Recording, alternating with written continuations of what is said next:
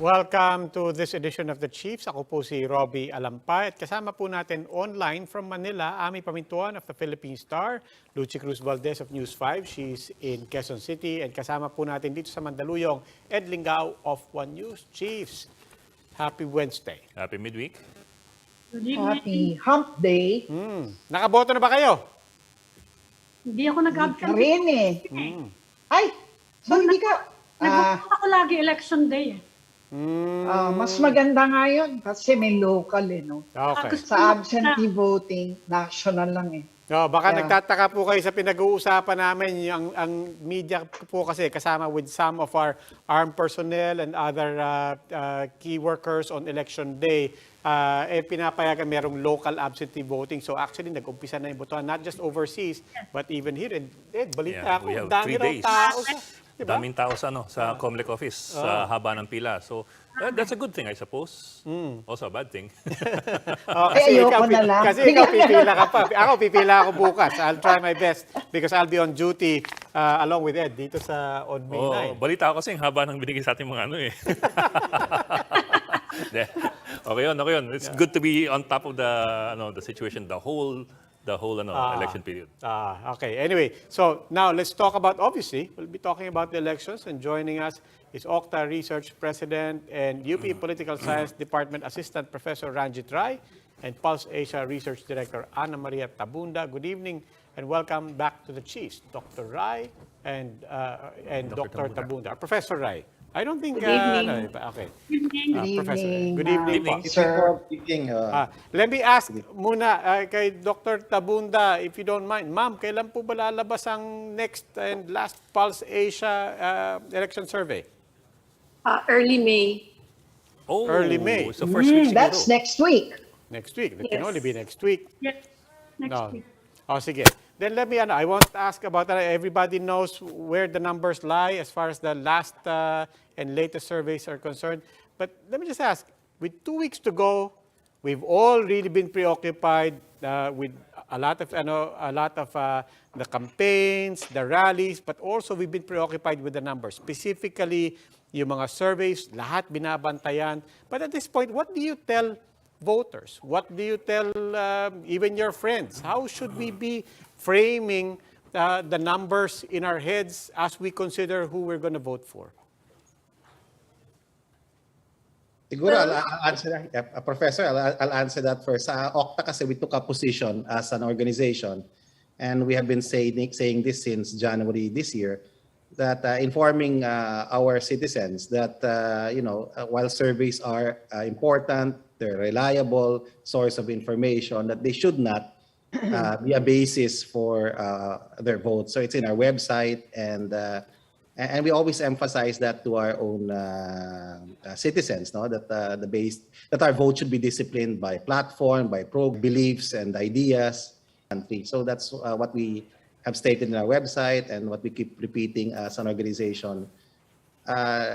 That surveys are important, and they are a reliable tool to measure sentiment and preferences, but that they should not be the sole or only or even a basis for citizens' vote. Well, we have asked in a recent survey what the sources of information they use that help them make their decisions as to whom to vote for president, and only 1% cite surveys. So, while they are looking at the figures, they're saying this is not necessarily influencing them to vote for any particular candidate. But, So why Dr. do you Tabunda, think people seem to, think that surveys are actually a tool for conditioning minds and influencing votes, no? Why is that? Is there any truth to that then? Are you saying that based on your survey, hindi yan totoo? Yes, that's the usual attack on surveys. But if we look at past elections, in early surveys prior to the election campaign period itself, the front runner was not necessarily the one who won. So this is, you can take this as evidence that the people are not being conditioned by the results of the surveys. They are monitoring the news, and that adds dynamism to the selection process that they undertake. It's the news that they are looking at, and not the numbers in the surveys. Pero di ba nire-reflect ng surveys generally based on past elections and surveys during elections? Parang maganda yung I mean, nagmamatch yung outcome ng survey sa general outcome ng elections. Yes, that has always been the case.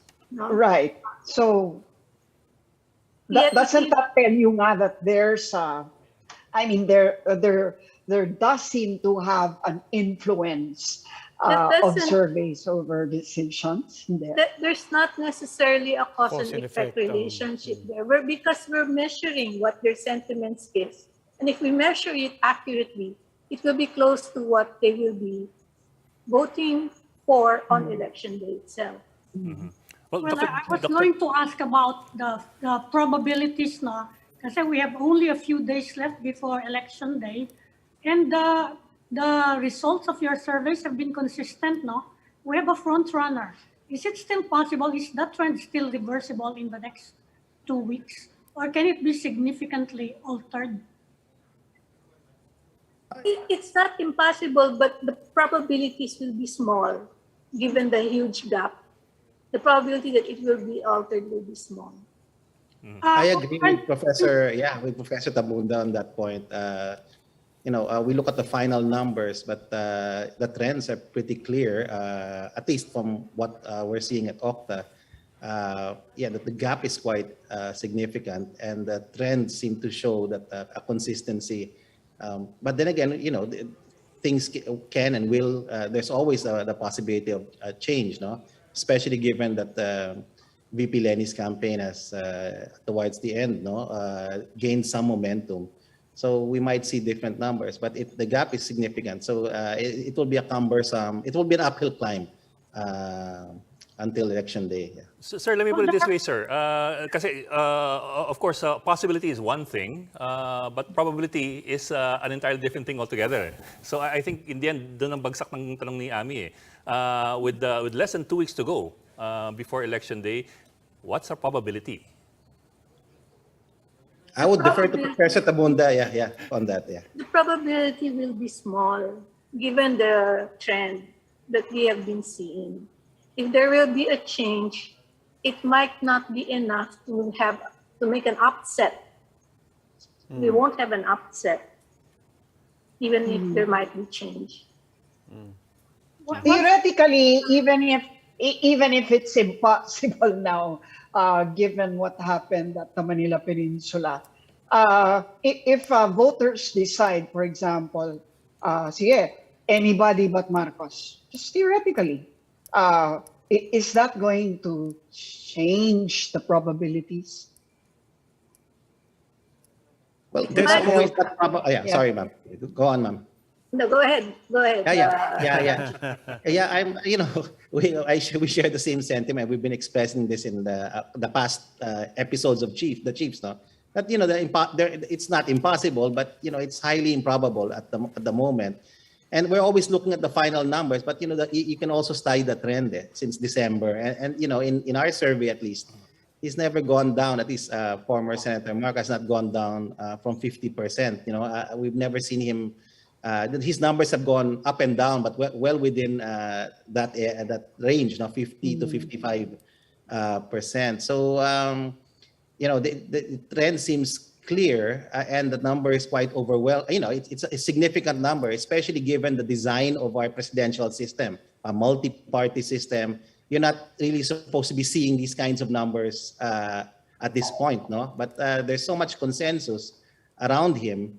And this is a phenomenon to watch, no? Now, given the short period of time, despite the momentum, it's going to be an uphill climb. So this is what I'd like to say. But probabilities are really, the odds are stacked against the contender, no, the second place, or those contending against the Marcos Duterte tandem.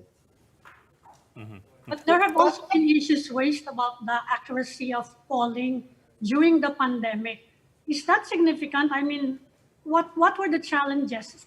Nag-umpisa kayo mag-polling at the height of the surges. Is that a valid concern? Well, no, because we are able to, we have protocols. We screen the respondents for symptoms, and we replace with respondents of the same socioeconomic class, same gender, same age bracket. So even as, yes, the pandemic posed some challenges, but we were able to meet those challenges with these protocols that we undertook. I'm sure you've come across the point of view and the arguments of some people that the question the survey results specifically because of the numbers that we have seen in the past rallies in the past few weeks. Kumbaga, binabangga nila yung visual image ng rallies versus yung numbers ng surveys. How do you address that argument? How do you scientifically, how would you argue against using the rallies as a gauge versus the surveys? The rallies are attended by people who are definitely supporting one candidate. What Yes. you are not seeing are the people who are supporting the other candidates. So the two are really not comparable. You cannot compare the size of the crowd in a rally with the numbers that you're getting from the surveys. Because not everyone is represented in the rally. While if the survey is done correctly, you will get a good representation of the voters in the survey. A scientific sampling, yes. Yeah. I mean, But some people have criticized the sampling. Is it true that it's random sampling? Yes, it has to be random because if to be. it's not random, it will produce biased results. So there's no, di ba may iba-ibang sampling yan, like you skip a household or, that sort of thing. In this case, how do you choose the areas? I do know that, and you have said that class AB is not included anymore in the sample, right? Because it's just too small. Yeah. They're not excluded. We do not deliberately exclude them. They are excluded because they are difficult to access because they are in gated subdivisions which do not allow access, and they are also more likely to refuse to be interviewed. But they're not deliberately taken out of the sample. No. So they're not replaced. If you can't get them, are they replaced by people from other economic class? No. We just continue with the sampling procedure, and so that's how the other classes get in. But we choose the areas by probability sampling as well. For example, in a given region, we choose the cities and municipalities with probability proportional to registered voters, number of registered voters. Then within cities and municipalities, we randomly select the barangays that will be covered. And then within barangays, we randomly select households. And within the households, we randomly select from the eligible voters within the household. The numbers in the rallies by Professor Rai in the surveys, apart from all of these, as you know, a lot of people are coming out, maybe depending on their motives or agenda or biases, they're grasping at any other numbers that they can look at. You've seen people trying to parse Google Trends. For example, they're trying to see what can we divine from anywhere else that I can get any other numbers alternative. But what is the digital makeup of our citizenship in terms of, and what does that say in terms of all of these other alternative assessments that people are making? What should we be aware about our society with respect to where these other data are coming from? Siguro, I think a simple question, Robbie, and I'll try to answer your question now. But is Google Trends the same as polling data? And Google itself has clarified that Google Trends is not a scientific poll and should not be confused with polling data. It merely reflects the search interests of people who use the internet, who have access to the internet, and we all know in the Philippines not everybody has access to it. Their interest in particular topics. So when you see a spike in a particular topic, this does not reflect, it does not reflect that a topic is somehow popular or winning. Only that for some, set of reasons, there appears to be many users performing a search about a particular topic. So, Google Trends, or the data coming from Google Trends, can be used as a data point, but it is not the same as what is derived from polling data. That's derived from methodologies that we utilize both at Okta and Pulse Asia. Prof, for example, in Google Cell Trends, phone surveys. does Google Trend measure sentiment or just volume? Well, yeah, one could argue it just like largely volume, but it does, you can use it as together with sentiment, a more complex and structured, rigorous sentiment analysis system, where it's very good. Actually, it's a legitimate source of information for products, for example, and it's been done for some time now here in the Philippines and in many other places. But the particular question is Google Trends. Ito yung ginagamit ngayon na proxy or substitute for polling data. And we can see that may mga limitations talaga siya. At unang-una, hindi naman talaga siya pwede. Hindi sila magkapareho ng datos na diniderive ng mga surveys na ginagawa natin. And makikita rin yung problema, Like for example, you look at the Google Trends for somebody like for Senator Kiko Pangilinan, would always be high in Google vis-a-vis Senate President Vicente Soto. But because, Senator Soto doesn't have or did not, have a social media, a group, or he's not investing as much in this. So hindi lumalabas yung pangalan niya, ang layo-layo na numbers niya. Pero pag tingnan mo yung aming polling data, very competitive yung numbers ni Senate President Soto. So yun ang problem ho, hindi lahat ng kandidato ho merong social media na inaambagan, at hindi ho lahat ng tao ho nasa social media may access diyan. So in terms of representativeness, mahirap ho gamitin yung datos na yan. So, but it can be used as a data point together with so many other data points from other derived from other methodologies and sources of information. But then again, I want to state, Google Trends is not a scientific poll and should not be confused with polling data. Okay. People say that surveys, in our context, have become weapons of mass distraction. What do you say to that? They're just one source of information, okay? And they're just measurements, okay, of the prevailing sentiments of the people. How people will view them, of course, that will depend on them.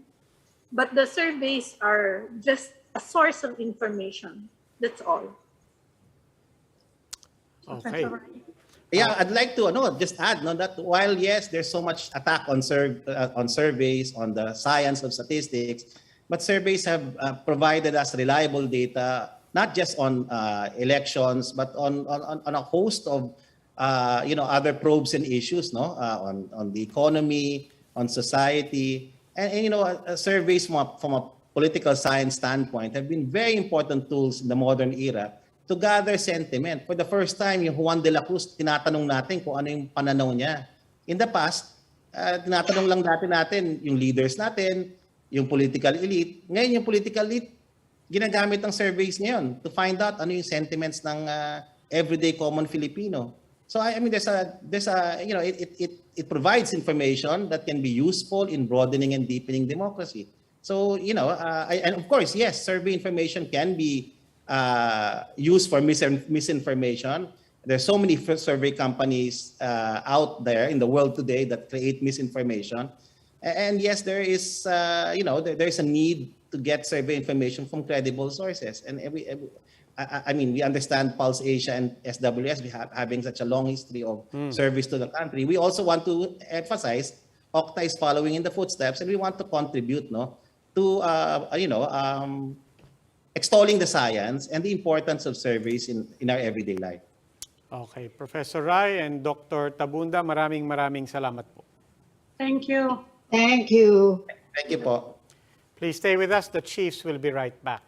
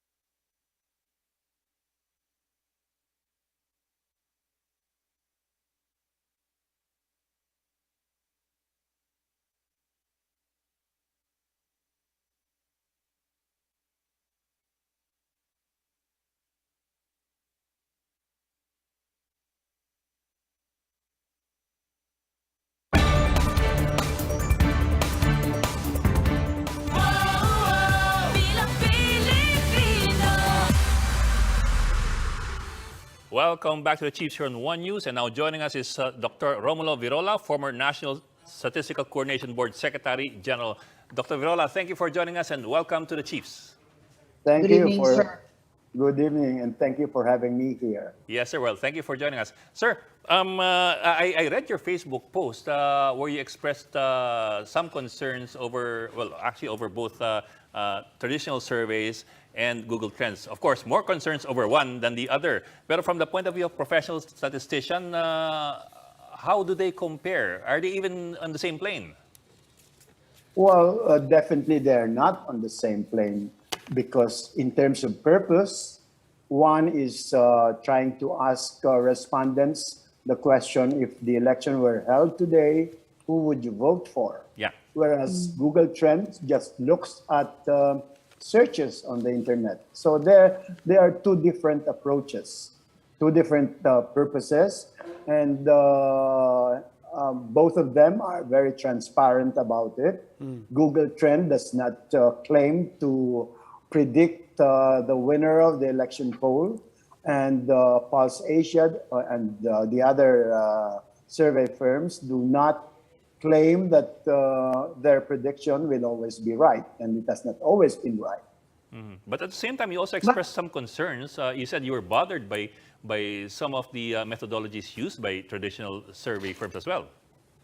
Yes. Well, I think Anna already explained that this is not intentional because due to budget constraints, their survey design limits the survey firm to certain options. For example, they are limited to stratifying the sample respondents by region only. Even if they know that age, for example, or educational attainment or socioeconomic classifications matter in the choice of the voters, they did not do that because of budget constraints.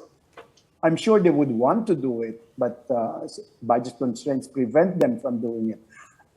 Meaning that if they had a bigger budget, they would also have a bigger sample.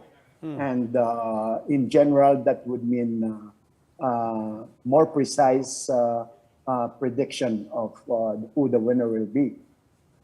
But you also mentioned, she also mentioned constraints imposed by the pandemic, such as certain areas, well, mostly AB, with residents refusing to be interviewed dahil takot na ma-infect. But I think that also includes Class C, no? Yeah. Would that be significant? There are a lot of people, Class C people, in gated subdivisions as well. And I'm sure hindi rin yan pumayag magpa-interview during the pandemic. You think that doesn't have, would that have a significant impact on the accuracy of polling during the time of COVID? In close races, definitely it could impact, as things like that have impacted past elections in not only in the Philippines, but in other countries as well. And what you mentioned about the A and B classes being difficult to interview, that is true in almost all countries. So survey firms face the same problem. The question, therefore, is that class, or are those classes, A and B, big enough to impact on elections? Yeah. Now, if the election is not very close, then it will probably not matter. But I noticed, because Pulse Asia said that A and B classes are limited to 1 to 4% only of the voters. 1 to 4%, so quite small. But another socioeconomic classification system, the OneSec 2017, which I referred to in my post, produced by a project funded by the World Bank and done by some professors from UP, colleagues of Anna, had a 9% share of A and B. So that's much bigger than the 1 to 4% assessment of Pulse Asia. And if as I said, if the election is closed, the 9% exclusion, although not intended, can make a lot of difference in the final election results. Sir, you mentioned that understandably, had the polling firms had a bigger budget, that we could have a bigger sampling, therefore more precision but in the surveys. But is that the only concern? Because precision, correct me if I'm wrong, precision is not the same as accuracy. And therefore, you could have something that's imprecise but still accurate. So my question is, notwithstanding the limitation in precision, are the surveys nonetheless accurate, especially given the big leads here? No. I think you did not get exactly what I wanted to say. What I meant was that the budget limitation restricts the choices of the survey firm insofar as making adequate representation of every group that matters. Every group that matters. So, for example, if the youth, if the young voters matter in this year's election, and they were underrepresented in the Pulse Asia sample, then that will make a big difference. If the A and B classes, which were underrepresented or not represented at all, also matter. In other words, the A and B classes tend to vote for another candidate instead of the leading candidate. That will add to the possible error, no matter how unintended it is, in the prediction of Pulse Asia. And so is with educational attainment. I noticed that Pulse Asia, the sample, in the sample, there was underrepresentation of those who reached college, the more educated ones. So if these more educated voters would vote for a particular candidate, then that particular candidate will definitely have better chances of winning. I see. Nonetheless, sir, the followers of VP Lenny really put a lot of stock on Google Trends, no? Citing an observation by campaign strategist Alan Herman, saying that the Google Trends can actually reflect behavioral patterns, so that at the end of the day, it may result in an outcome that actually I don't understand that part. Could you explain that to us? How does Google Trends reflect behavioral patterns? Okay. Hindi ko mag-gets yung part na yun, sir. Baka pwede yung maipaliwanag. I also am not very familiar about the algorithm that Google Trends uses, but my understanding of what it does is that it simply searches for searches. And this does not necessarily translate to votes. So that is the one big, not exactly flaw, but weakness of the Google Trends behavioral patterns. The behavioral patterns are not necessarily related to the election choices. But at this time of the year, at this time of the Google Trends, they may be very related to the election, because why would people search for things? The current event right now is the elections. So it may be related to the elections, but not necessarily. And Google is very honest about that. In fact, they said that the searches that they find are not even necessarily connected with the Philippine elections, even if they are counted in their Philippine Google Trends. They made that very clear. Yeah. In short, it doesn't follow that because there are many people searching for Leni Robredo, it means that they're actually voting for her. I'm sure you get that, no? Or And in it also particular, doesn't mean that they like her just because they're searching for her. that's Yes. true. And it may also be true that the followers of Lenny are more aggressive in searching for Mas magugol. Lenny than the other supporters for the other candidates. That's very true also. But, And but what it could may- explain, yeah. But what could explain, for example, the fact that there are less supporters of Bongbong Marcos searching for Bongbong Marcos? I mean, does that make sense to you? I cannot say that How would you- I am an expert on that, but my thinking is that the supporters of Bongbong are the kind of people who don't use social media as much as the supporters of Lenny.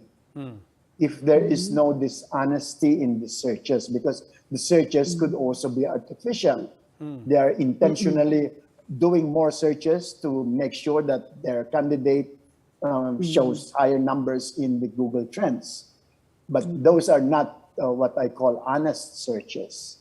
Because they are Army intentional. siya, parang ganon. Oh. It's possible that it's an army also doing the searching. But one advantage of Google Trends over Pulse Asia is the sheer size of data points that it bases its numbers on. Although they are not randomly obtained, but it is based on a large number of data points, and by that sheer number, I won't exactly say that I will not believe in the trends. In fact, I have a feeling that they could also be right, especially if my main concern about Pulse Asia, and I think I asked Pulse Asia about it, but they did not answer. I said, is it possible that the trolls, the so-called trolls, have infiltrated without their knowing it, the sample that they have? No matter how random the sample is, if the supporters of, let's say, Bongbong, if the supporters of Bongbong know or have knowledge of which barangays were drawn in the sample, it is very easy for them to go to those barangays, only to those barangays, and try to influence those who are going to be on the sample. Yeah. That's very easy to do. Yeah. And Pulse Asia may not know that its sample has been, in fact, infiltrated. Yeah, but it's by also, trolls. Mr. Virola, it's also a very serious question, di ba, with huge implications. And soon enough, we will find in the elections whether or not, and what you're saying is, if it does not match, and go against, we have to say this, go against the track record of Pulse Asia, and for that matter, SWS, and something went wrong, one of the likely theories, conclusions, is that the methodology is still sound, but something must have went wrong in the integrity of the execution. Well, there have been many documented cases of reasons why election polls went wrong. For example, in the case of Roosevelt and Landon in 1936 in the United States, in 1937, Gallup poll did a study to find out exactly why did Literary Digest, which had predicted correctly all previous past presidential elections, went wrong in 1936. And they found out that the Roosevelt supporters were the ones who did not participate in the polls. You understand? They did not participate in the polls, so the polls were biased against the supporters of Roosevelt. And of course, Literary Digest did not know that at that time. And so they predicted that Landon would win, but Roosevelt won. And then in Mexico in 1997, the supporters of the opposition candidate were afraid. It turned out that's their findings. were afraid to divulge their chosen Yeah. candidate. So the poll